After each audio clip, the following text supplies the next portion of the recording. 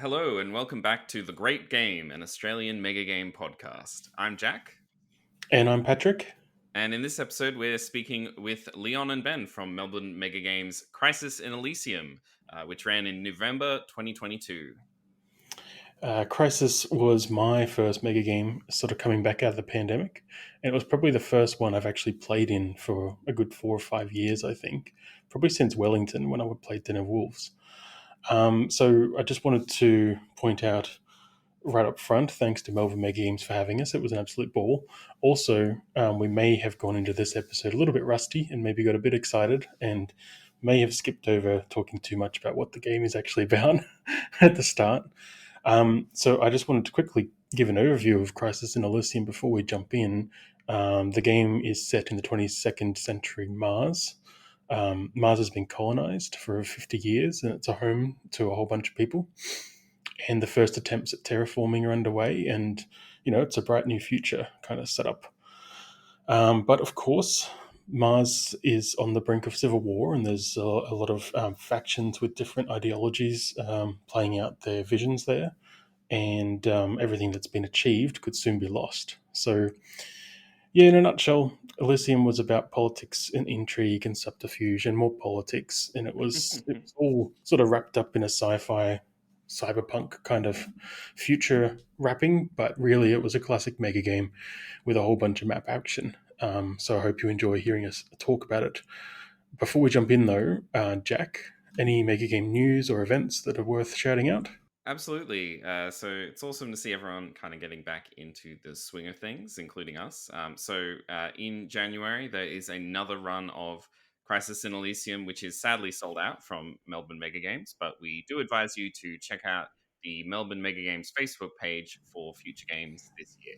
Yes, I do have an inkling that there will be more coming in Melbourne this year. Likewise, in Sydney, we have just confirmed the date of our first mega game for many, many years. I think 3 years, I think, or maybe four. Mm. So we will be having our first game on the 6th of May, Saturday the 6th of May, here in Sydney. More info is coming soon, so keep an eye on the social media and our website, Sydney Mega Gamers. Yes, and if you're looking for more Mega Games, check out the Mega Gamer calendar at megagameassembly.com for a bunch of super awesome stuff that's happening in 2023, including First Contact London, which looks pretty huge and exciting. So tons of stuff happening there. Without further ado, then, I suggest we get on with the episode. I hope you enjoy. And this is us talking with Ben and Leon about Crisis in Elysium.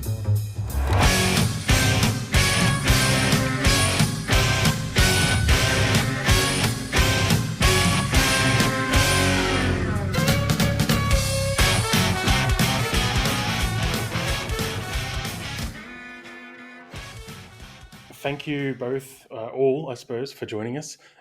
Today we are talking about Crisis in Elysium, which 3 of the 4 of us present here attended a few weeks back.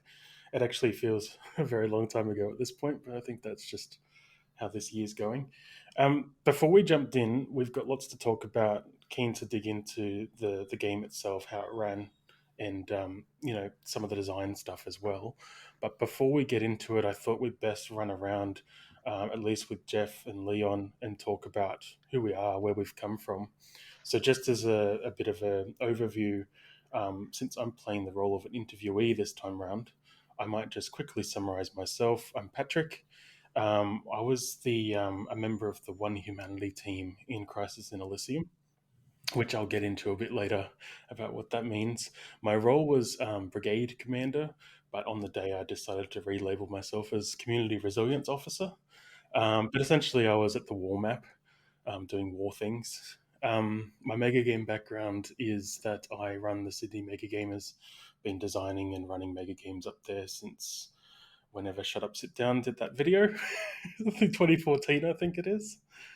And how did I get involved in this? I was just desperate to go and get involved in a live mega game again after the years that have just gone by. And so, spare of the moment, I got a ticket down to Melbourne and was lucky enough to join a really awesome team. So, Leon. So I'm Leon. I was faction control in Crisis in Elysium for Green Mars, the Church of the True Martian, and a few other fun factions. my game background and how I got involved in this game are pretty similar. So I've been involved in running games with Melbourne Megagames, either as control or as part of the core logistics team producing games, or as a designer designing games from scratch or revising games for the last few years. And that's pretty much how I ended up involved in Crisis. And is it correct that you've designed one game that's gone live with the Arc? Yeah, correct. Okay. The Ark was my first game. We ran it last year twice. Okay. And Jeff. G'day, my name is Jeff. I live in Melbourne. Mega game background. Well, I'd never done anything like that before. I was looking around on the internet for some things to do. I just moved to Melbourne, and just looking to get out there. And I found the concept of mega games. So I was looking around at various role play things and thought, geez, that sounds really great. So on the day I played the console, which was the head of the Greater Republic of China. I got to run all around all day causing havoc. It was absolutely fantastic. Keen to do it again. Excellent. And it's interesting that you say you just happened to sort of search around and find this. Am I correct in assuming then that you didn't come into Mega Games through seeing the video by Shut Up and Sit Down? Well, that wasn't my first exposure. No. Oh. So I was trying to figure out things I could do to like meet people in town, and I've done role playing in the past, and I thought, oh, wouldn't LARPing be interesting? So I looked at a whole lot of LARPing stuff and just floating around. I came across this mega game concept, and then came onto the YouTube video, and that just made it look so much fun. I had to do it. Yeah, it really kicked off a global movement, I think, that video. It's definitely how we all got into it. And I think you're a bit of a unicorn stumbling into it without, finding that video first. So that's a first on this podcast, at least, and on the podcast I've listened to.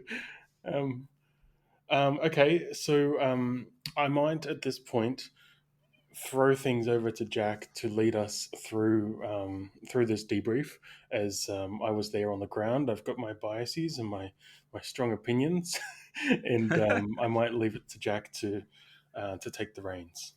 Absolutely. Yeah, so I was very jealous of the game that I couldn't attend. But so I'll start out by asking, what is Crisis in Elysium? What is the mega game about? And I think you might get 3 different answers. Yeah. Let's go for Leon first as a control member. So I think like my way of thinking about Crisis in Elysium is, if you've ever seen The Expanse, it's like Mars in The Expanse, but wind back 50 years from the world of the show and the books. So it's a very like political game about a Martian colony, and it's basically about I'd say the gradual trend towards disorder on this colony, the gradual and inevitable trend towards disorder. Nice. I think a lot of mega games are about the gradual trend towards disorder. I think that's a good fit for that theme. I like that description, and I think there was a conversation either in the Discord or maybe at the pub afterwards about how there seems to be 2 types of games. One where there's like a predefined outcome, and one where the outcome is you lose, and it's just about that downhill spiral. I don't know who said that, but it did feel a little bit like that, Leon, once we got our heads around what was going on, at least from my perspective. Yeah. Jeff, first time mega gamer, what do you think Crisis in Elysium was about? Crisis in Elysium felt to me like the real world squeezed into a fishbowl. Like, it didn't really... I mean, I get that there was a sci-fi setting and stuff. It just felt scary real, to tell you the truth. And, once I got into the thick of it, into my role, I really felt like a certain type of compassion and like brotherhood with the people that play that role in the real world. It just, I don't know, it just felt like all the most hyperbolic characters we presently have in a small space. Wow, that's fantastic. So speaking about that, let's start talking about people's roles. What was your role, Jeff, and what kind of mechanics were you most involved in on the day?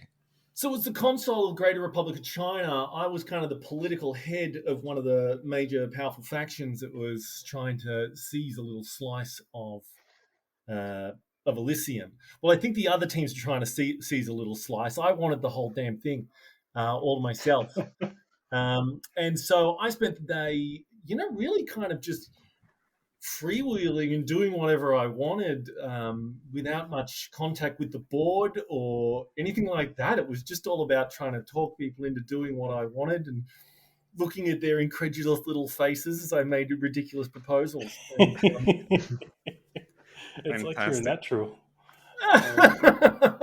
It's funny too because not interacting with your team much. My summary to Jack in the brief notes I wrote up was that China wants Mars to be China too, and I think that sounds like it was pretty accurate. Oh, absolutely. I think it was just so well written and just the mechanics were so good at the end for like getting us into that role. I think even at first I was a little frustrated that everyone kind of knew how downright like power hungry we were going to be because the gig was up, but it just pushed me into the role of villain because I couldn't do anything else. Um, and it just flowed so naturally. Yeah, and exactly. It wasn't even so much. In the end, I didn't feel like we wanted. I mean, I knew what China wanted, and I knew how it would generally function, but I just felt compelled to go down a certain pathway due to like the other options that were closed off to me. It wasn't even like I wanted anything; I just had to act in a certain way. Interesting. Cool. That's the inevitability part. Yeah. Exactly. Yeah. Awesome. And Patrick, what was your role and what mechanics were you most involved in? Yeah, so I decided to challenge myself with this game. I've designed mega games before, including the map side of things and the operational side, and I've never played it.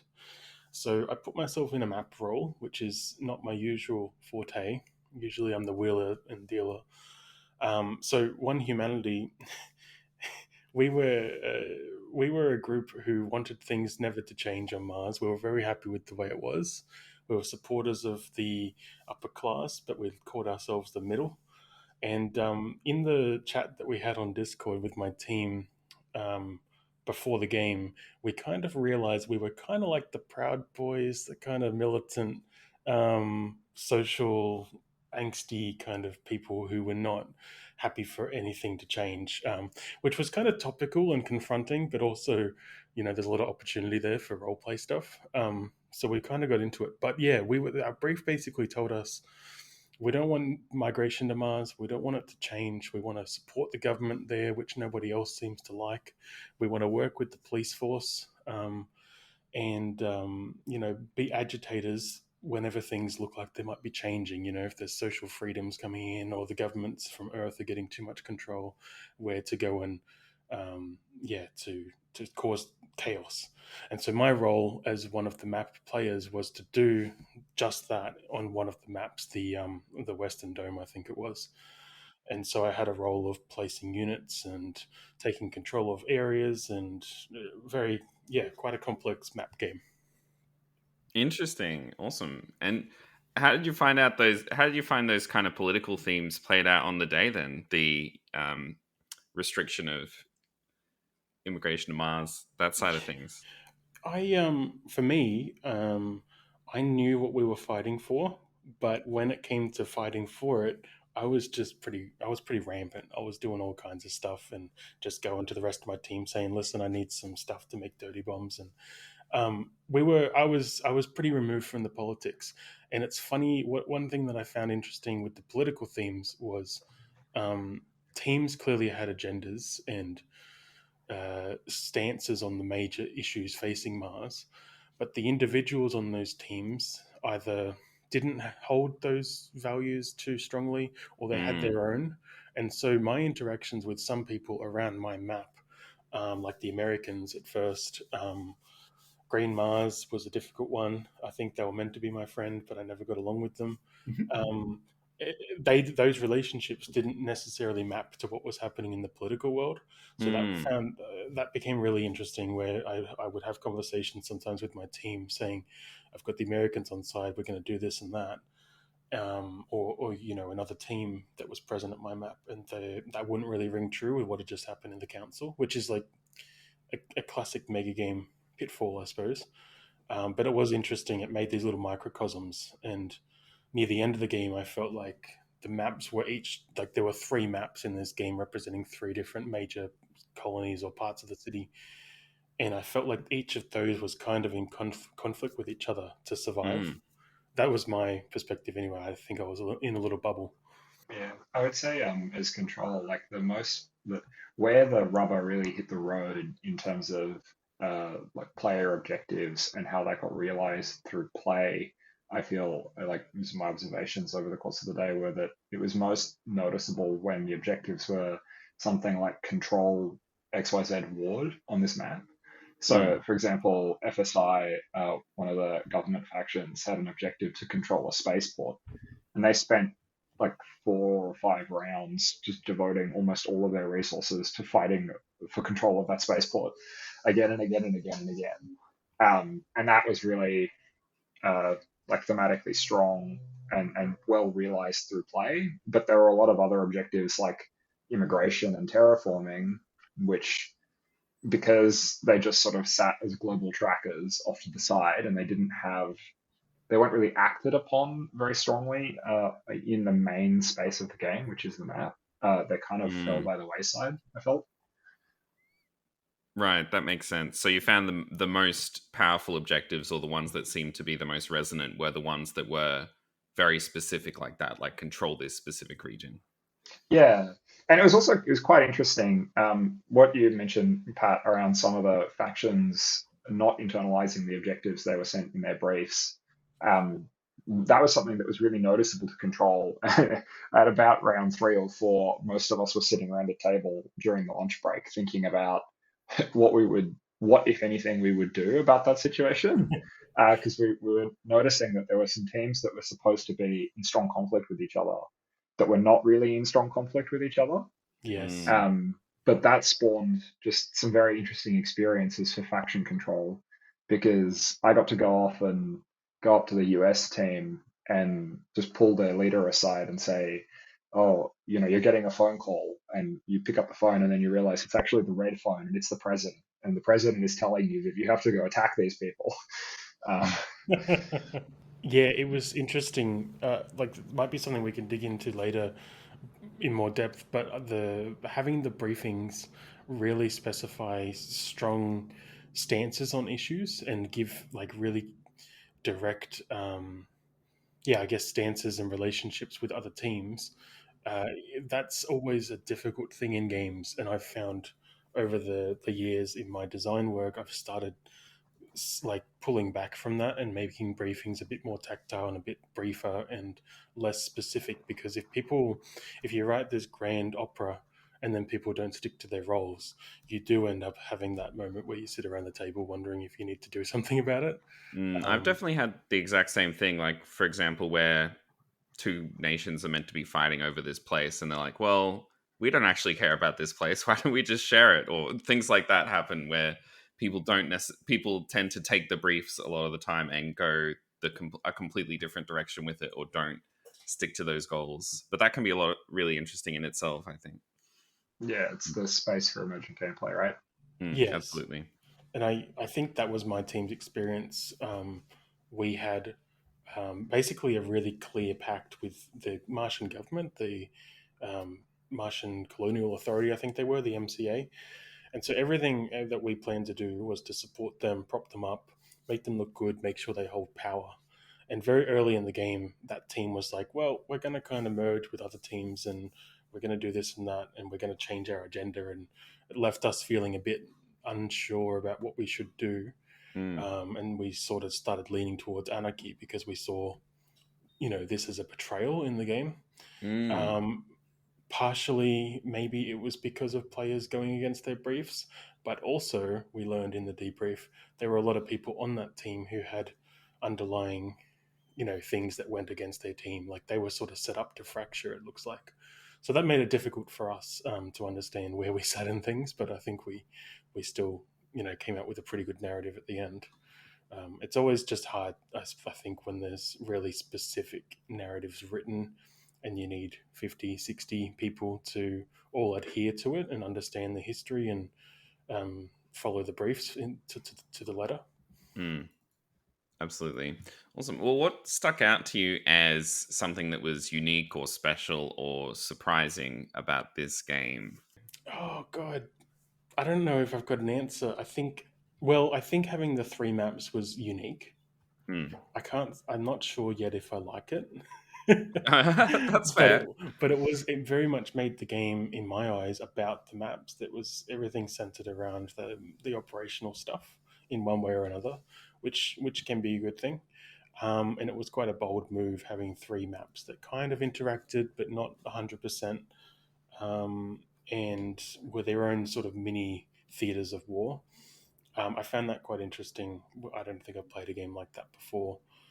I'm still unpacking exactly whether or not I think it works or whether or not it was executed the right way. But Interesting. it was unique. It's good to experience. And Leon, from a control perspective, how did you find those 3 maps? Um, it was a very interesting experience from a control point of view, particularly in the context of some of the games we've run previously. It was they were well designed. They worked quite well. I have some views about things that I would change, but for the most part, they were very well designed. But the downside to them was that whenever I had a player come up to me wanting to do a cool thing, the answer in Crisis is almost always some version of you need to do ABC, add a map. It's you need to get this special action card that simulates what you're talking about and do it at this particular location on a map.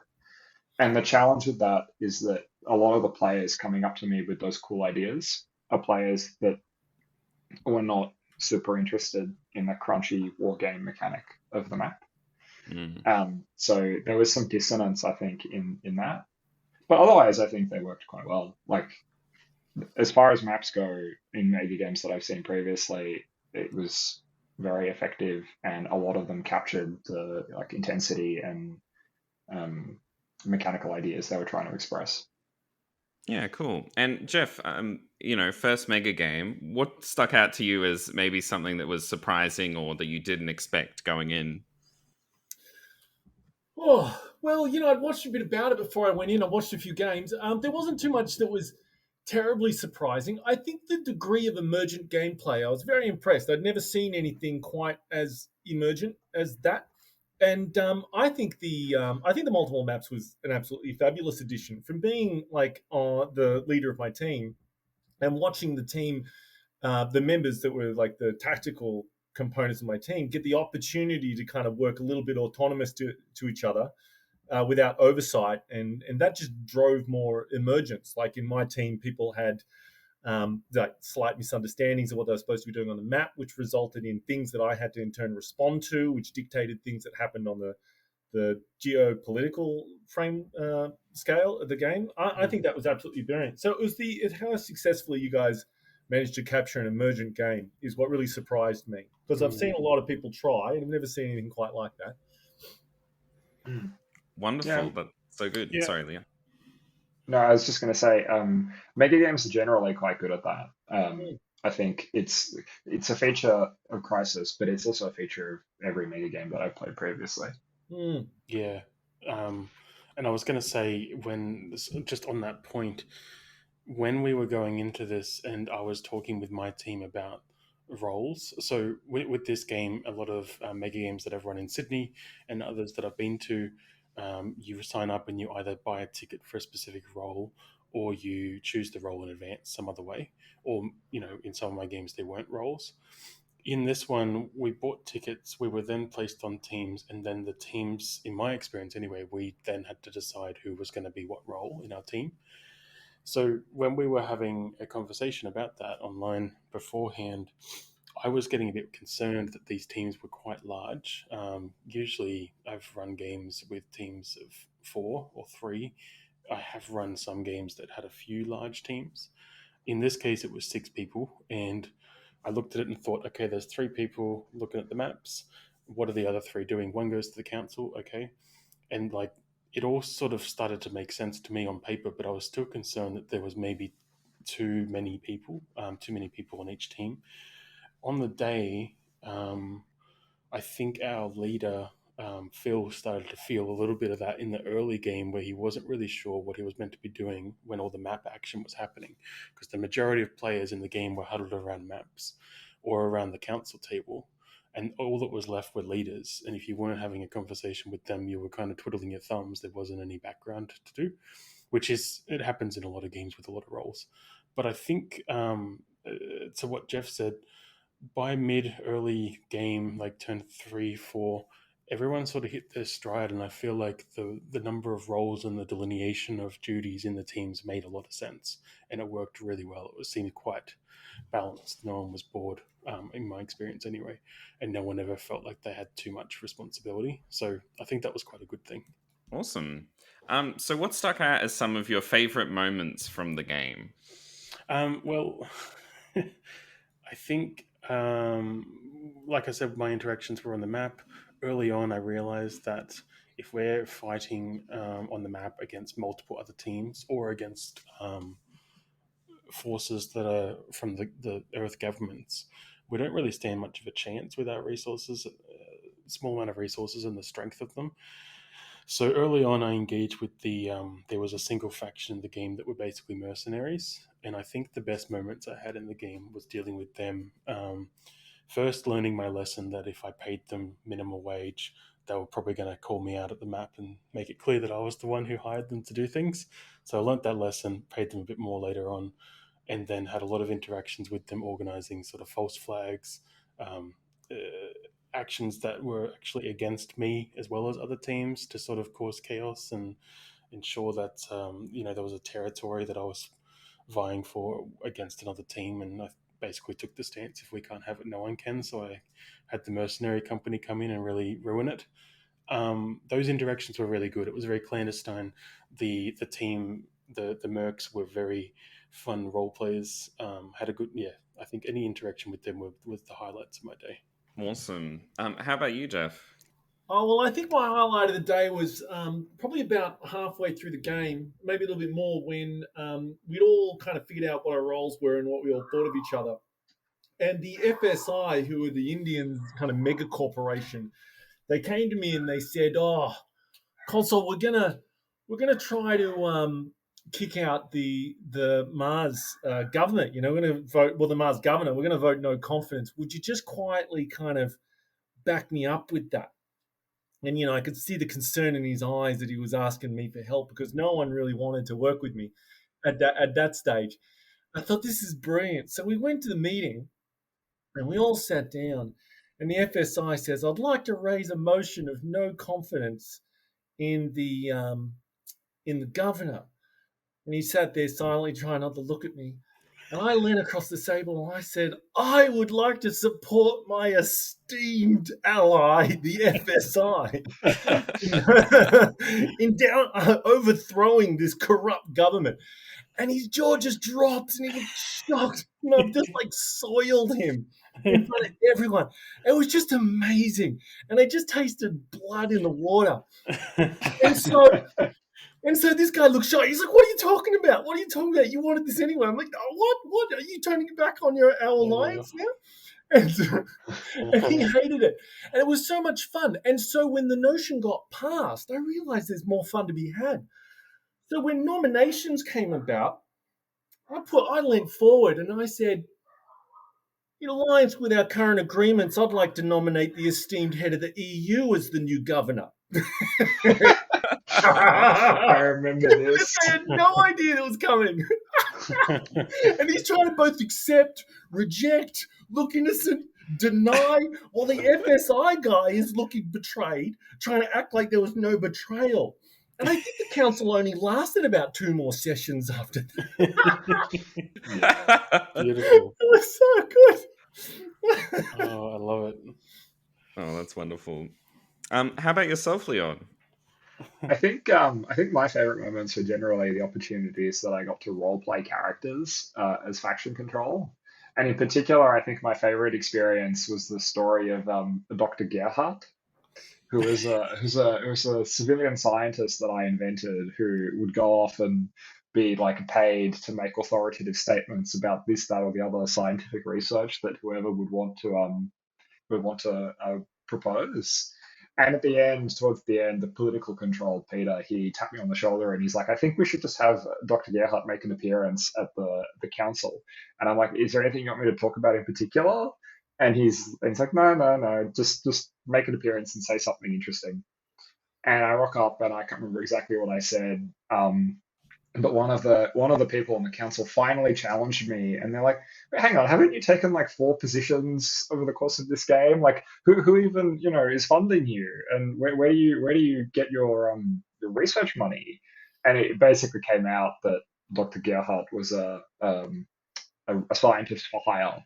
And it was just very fun being able to play him talking to the Church of the True Martians about the various things that they have found, and then talking to Green Mars about the value of terraforming, and talking to other people about, no, your chemical bomb won't be that damaging. And just doing all sorts of other, like every scientific point of view. He was just whatever was most chaotic is his answer. Love it. And whatever pays him the most money. I feel like there was so much missed at the council, so many stories out of there. I might just summarize actually. Usually in these kind of debriefs, we talk a lot about the narrative. There's so much that happened on the day. I don't know if we could accurately retell it. Likewise, there's probably some spoilers hidden in there for people who are going to play it again, either in Melbourne or elsewhere.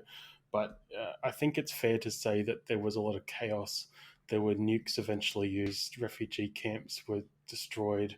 Really terrible sort of betrayals. The council kept getting eliminated or targeted.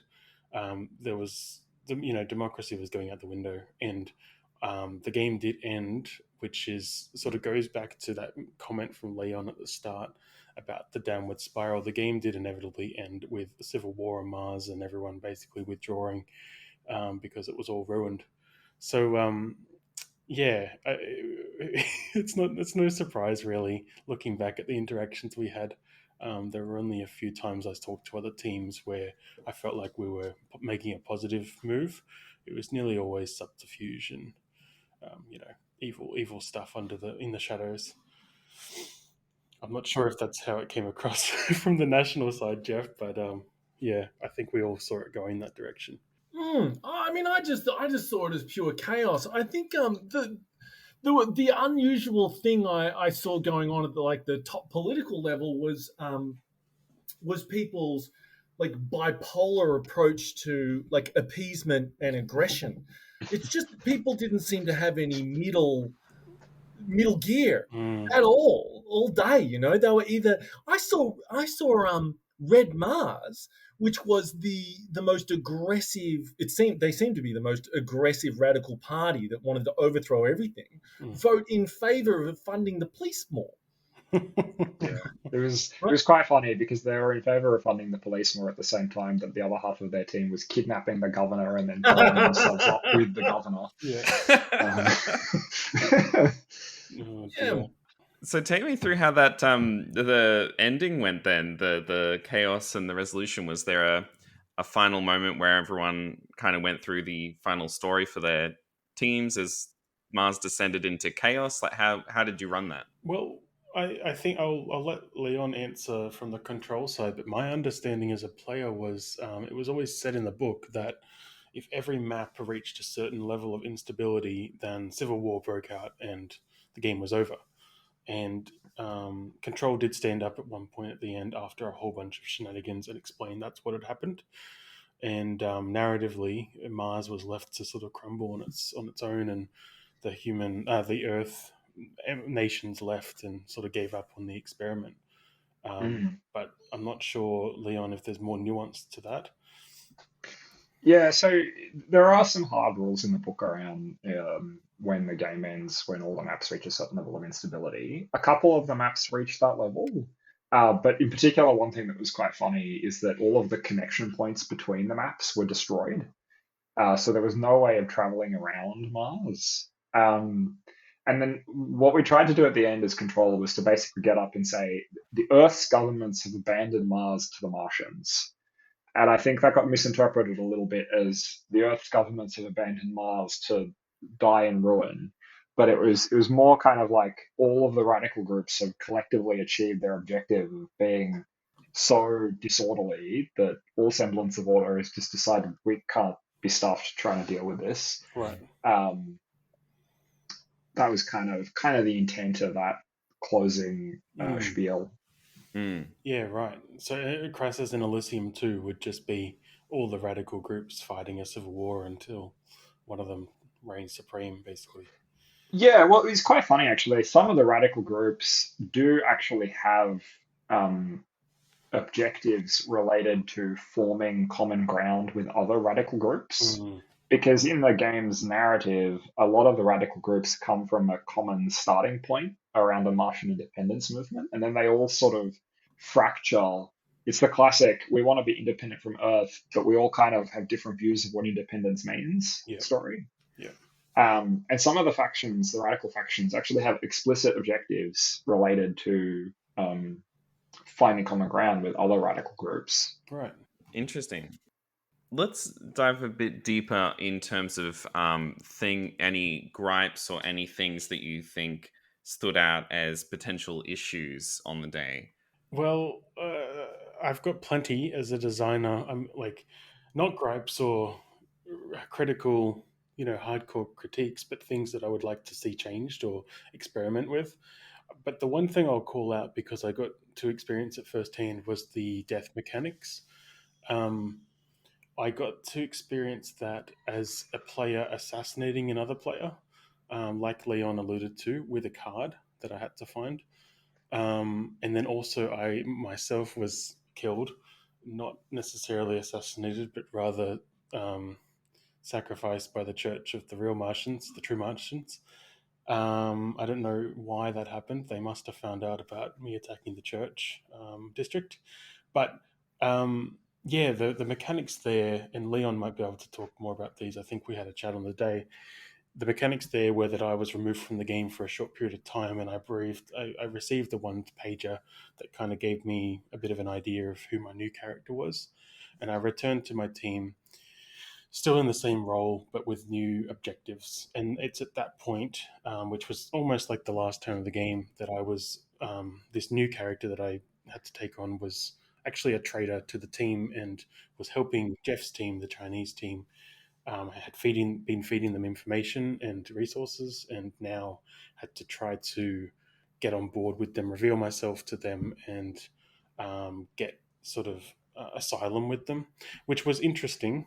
It would have been fun to have done, a few turns earlier. I guess the timing was poor for me, but just generally, that experience was fine, I suppose, as far as death mechanics go. My experience of assassinating another character was really uninspired. We just had someone removed from the game for a short time. Presumably, the same thing happened to them, but it didn't really have any impact on the game otherwise. Um, I think in one of the maps, one of the commanders of a team was assassinated in the hopes that that would mean that team wouldn't get to act that turn, but they did anyway. So there was no seeming mechanical advantage to using this powerful card.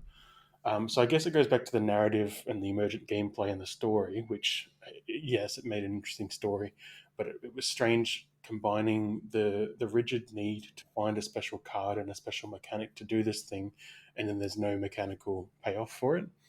So that's one thing I'd be keen to have, explored and maybe built out a little bit if that's going to be part of the game. Interesting. And Leon, did you have the same feelings about that mechanic? Is there a way that you would want to change it if you did end up running a second run? Or... So, I mean, we're not actually able to change any of the game's rules going into the second game. That's part of the agreement to be able to run the game. We can change some things about our execution. I think the example that you gave, Pat, around the map is an example I heard a couple of times, which is probably an execution example. Right. But I think I generally share your view that player death was pretty ordinary. And I think this is my personal opinion is that player death is pretty ordinary in basically every game that I've ever seen player death. It's just not very interesting to me. And I don't think most players who get into their role and sort of, as Jeff was saying earlier, they really like that you start to feel uh, very like deep in that role. You don't really want that character to die. And if they do die, it's really hard to extricate yourself from being so deep in that role. So you kind of just end up creating their identical twin, which makes it kind of narratively meaningless. So from that point of view, I've yet to see any game, and this doesn't just it's not just Mega Games, but I've really yet to see any game do player death super well, especially in conjunction with trying to tell a character-driven story. So I probably would just remove that mechanic, excepting in exceptional circumstances like kidnapping the governor and blowing up the building that they're in. Yeah, I think that's very reasonable. Interesting. How about you, Jef? Is there any elements of the game that you thought didn't go as well or could have been improved? Well, I think I found it rather difficult to work with control to make like bespoke movements and actions.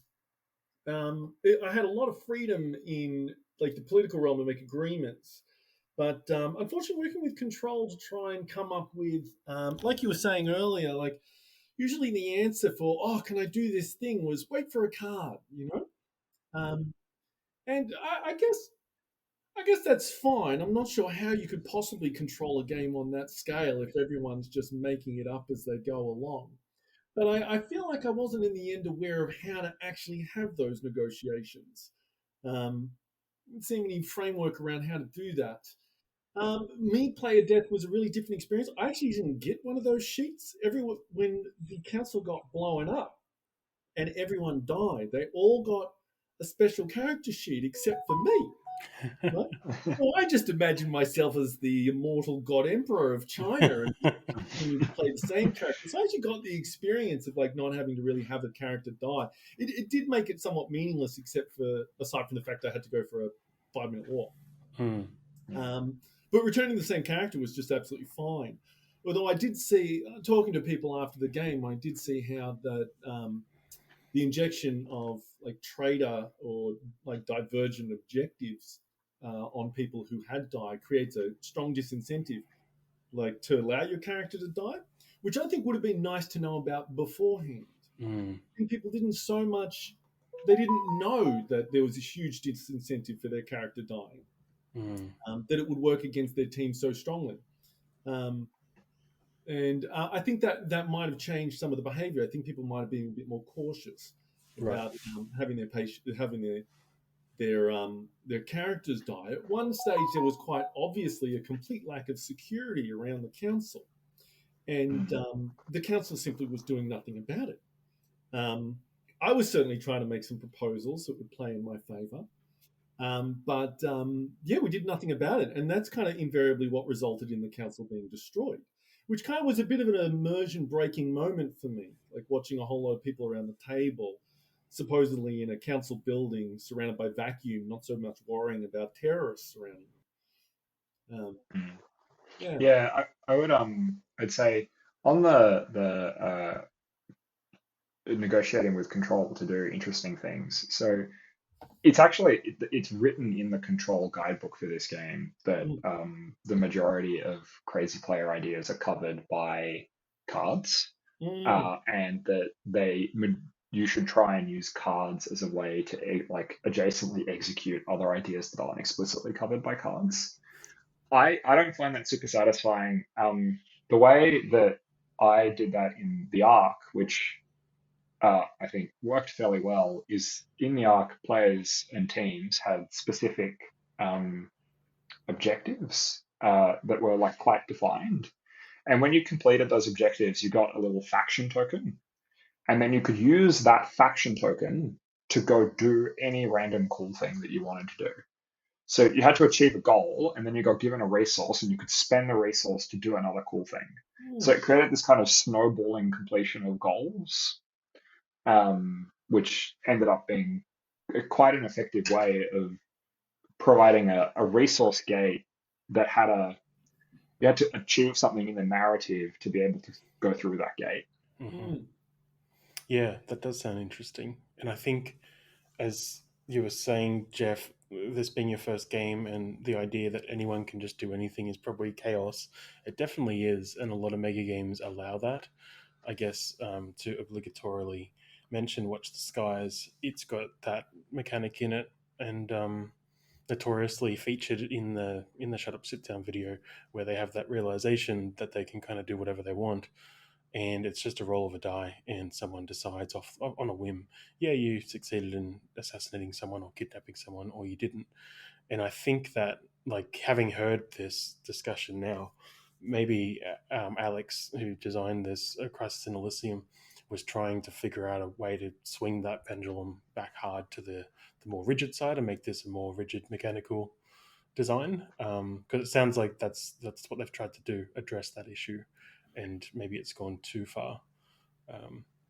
Yeah. I think it is. It is very easy for things to, if it is too easy to make up unique, crazy ideas off the top of your head, then a lot of it starts. It can stop feeling real. It can like just feel like everything is freewheeling. So I think like it is really good to have some control over it, or some similar to a card situation. But I think that's a really Yeah. Yeah, it swings the opposite way. The cards make it too difficult, like too rigid to do, and but then being able to do anything, anytime, if you just have resources, makes it almost pointless in doing those things because anyone can at any time. Yeah, it's a hard balance. Absolutely. Yeah. So I think this is a good point to bring up that maybe we should have done earlier, is that this mega game was obviously designed by Alex Beck, who is the designer behind Den of Wolves and a lot of other great projects, and a really big fixture of the UK mega game scene. And I think obviously the game was super successful for you guys. It seems like everyone had an awesome time. But I was wondering if you can talk about how that process went, what triggered you for the idea of getting this mega game from Alex, and yeah. So, well, we generally try to pick games by theme or genre. So we really wanted to run something in a sort of sci-fi space. And as you said, Alex is very well known. We'd heard quite good things about the design of his games, and I think probably very well earned things about the high quality design. We initially looked at two games of his, Crisis and Mirror Shades, which is a more sort of cyberpunk, you're all kind of in one city type game. But we basically just reached out. We said we wanted to play Crisis. It was quite a straightforward production process. We got all the materials in soft copy. It was like there was quite clear instructions about how to manufacture things. It was relatively straightforward to do. And Alex was quite responsive to some of the questions that we asked him. We did have to clarify a few things, particularly about how the initiative system works at the map.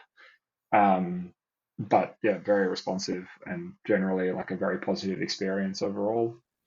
But yeah, as I said, we try and pick games on theme.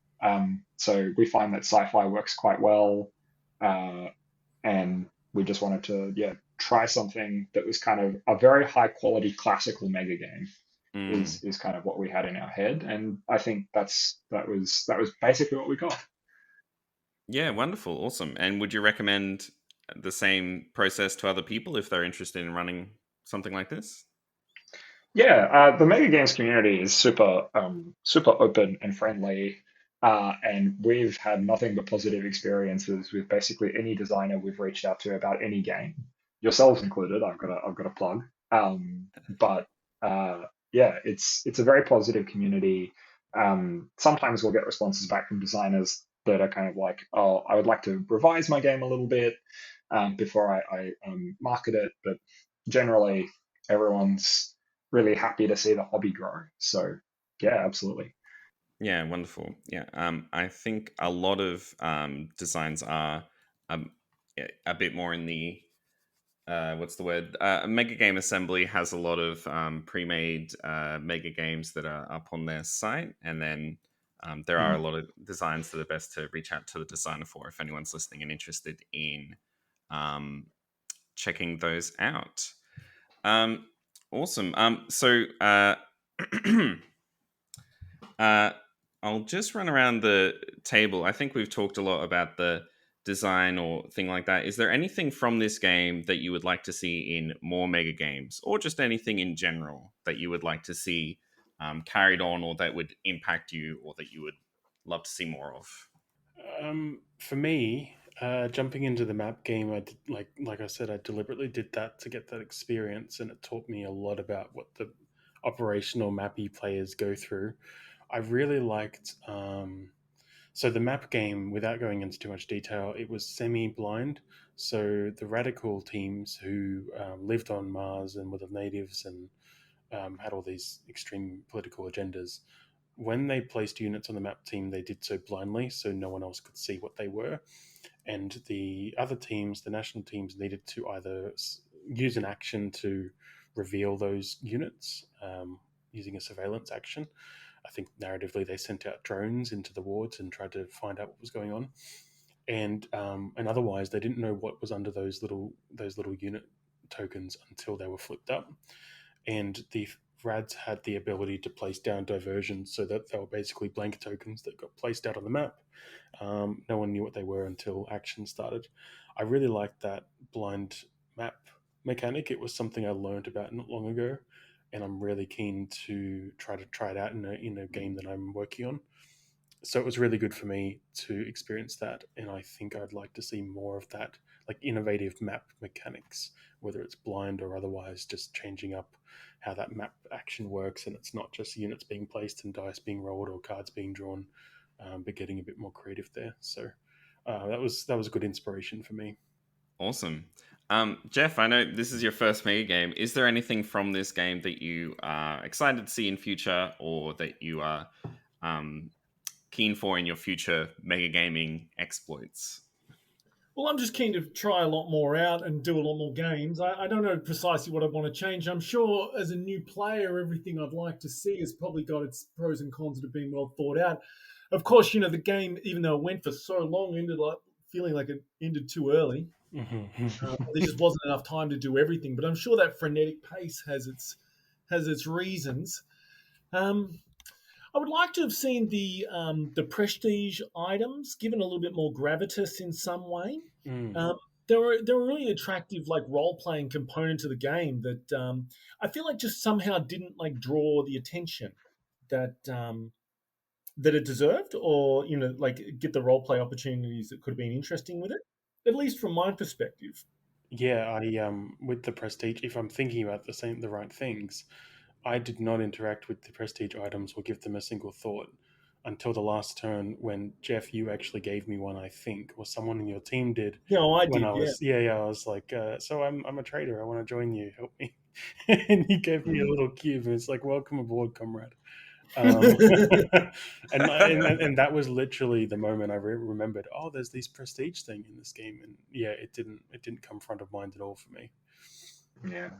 Unfortunately, I find with those kinds of things, unless they have a function, it's really hard to give them value. And if they're just a bauble that you buy, it's quite hard to turn that into value because you're relying purely on the story to do that. And in the chaos of a mega game, that's challenging. Yeah, I think that was when I was reading it in the rules. I did assume, okay, so there's going to be a player somewhere who, in their brief, it says you want to get prestige items, and that'll be their little arc, and that's kind of it. The best like on that point, I remember that I've had games in the past. In Sydney, we ran this pirate game, and it was Chaos. It was called Chaos on the INC, actually. But it was really chaotic, and it was the biggest game we've run, and I would never do it again. But in that, there was, you can only imagine the kind of costumes and stuff that came out in that one. And there was this whole narrative that happened in the background where someone's plastic sword that they brought had this legend about it, and it started to spread throughout the game, and people were covering it, and all this stuff happened that I had no idea about. And I feel like that's what you want to happen with the prestige little items. Like, you want the players to, you want to hope that they fall into some emergent storyline in the background, and even if it's not tied into the game's design, people get enjoyment from it. But I just don't know. I remember that plastic sword very clearly. I think our team, when I was in Chaos in the INC, our team had it at one point. And we're like, yes, the sword. And I think I think just having it be a cool looking plastic sword was probably really helpful for that. Yeah. Yeah. I think the thing that I would really like to see in other games is the quality of the resourcing and the game economy in Crisis was by far and away the best that I've seen in any game. It was traditionally in Mega Games, my experience is that you get to round 7 and everyone has an infinite pot of money that they have a lack of things to do with. Or they have absolutely no resources and it's a real struggle, and Control has to find a way around that. But in this game, I found the resource tuning and the balancing was really, really positive. And like one of the best examples of that I heard after the game was back to that example of FSI trying to take the spaceport in Crisis on the map. You both have to pay money to get a unit, and you have to pay money for the unit to be able to do anything. And I know that a number of the rounds that FSI was holding that spaceport, they would be spending all their money buying units, and they'd have no money left over to use their units. So it was purely just a bluff show of force. But that bluff was so tense for them as players because of the tightness of the resource economy in the game. So that kind of small numbers, addition only, no multiplication, really like well-tuned resource economy, I think really supported a lot of the operational art nature of this game. I definitely agree with that. It felt very balanced at the map in that I always had, every turn I felt like I was getting more resources, but I never had quite enough to do the cool things I wanted to. And that feels like a very good progressive path through the game. That's fantastic. Yeah. So what do you think was the secret? What made this economy work so well when it is so typically, so often goes completely out of whack? I think from my point of view, there's two secrets. The first is that the overall pot of money has a hard constraint. So the maps are divided into like zones, wards, and each ward gives you a certain fixed value of support, which is kind of like money in Crisis. And that fixed total pie nature that doesn't really grow meant that your growth in resources was purely driven by your competition with others. So it was very, very difficult to successfully grow and turtle at the same time. And then secondly, I think the other really key thing that I think a lot of people miss about resource design is this game, all the numbers are small. Like the most valuable ward gave you about 6 support. And at maximum, the like greatest number of resources that were earned by any team in any round was about 20, 24, something like that, which is quite a small number in the context of a lot of mega games that I've played. And I think keeping the numbers small really created a lot of tension around how they were used, and in particular, removed the ability for problematic variance, where if you have very large numbers, you can end up with very large variations in a way that can sometimes be very good and sometimes just swing completely in the realm of everyone has too much. And now Melbourne Megagames are running Crisis again in January, but just running around the grounds, would you personally run or play in it again yourself? Starting with Patrick, I think. Well, I'm not going to run. I'm not going to play again in January, mostly just because it's quite a way to go, and flights were quite expensive this time. But that was on me. I made the decision quite last minute. I think I wouldn't mind playing it again. I am quite interested to see how you could tweak some things in it. So it sounds like that's not on the table this time. So I'm a maybe, I think. I'd be interested to see behind the curtain maybe and see how Control runs it, for sure. Awesome. And Jef, would you play again? And also, with this being your first mega game, what are your future plans in terms of things you're interested in playing in future? Oh, I'm totally hooked. Like, I'm definitely playing again. I'm going to play again in January. I've already got a team of 6 people. Recruited all my friends into it. It's going to be great.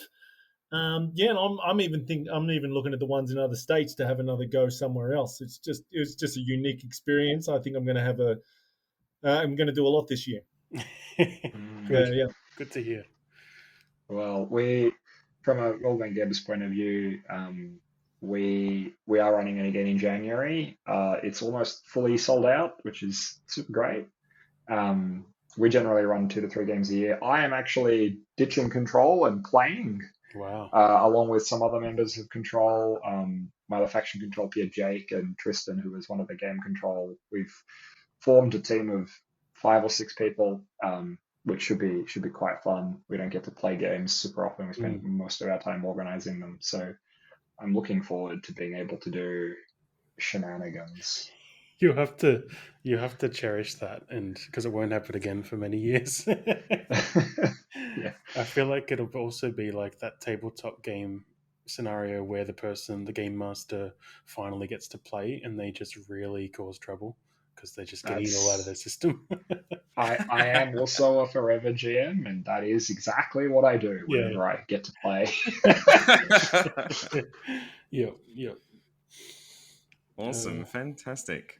All right, I think that brings us to the close of the show. I just want to shout out again Alex Beck, the designer of this game. I believe the best place to find his work or get into contact with him is Horizon Megagames at horizonmegagames.com.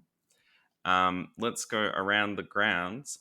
Patrick, is there anything you wanted to mention as we wrap up, or any plugs you wanted to make?